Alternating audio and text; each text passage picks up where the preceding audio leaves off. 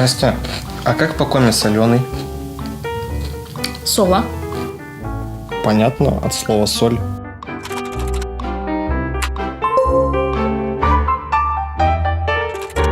А как по коме сладкий? Сладкий юмов. А это от какого слова? От слова солод. Юм – это солод.